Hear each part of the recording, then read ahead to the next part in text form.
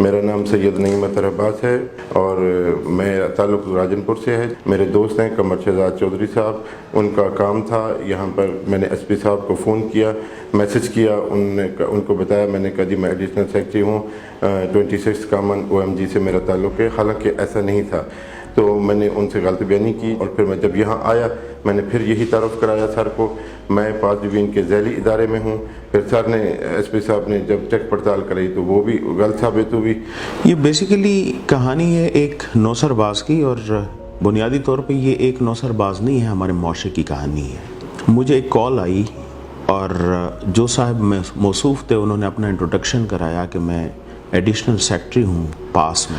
Office جب وہ آئے تو میں نے ان کو کہا کائنڈلی آپ CSS کوالیفائڈ ہیں؟ انہوں نے کہا جی میں 26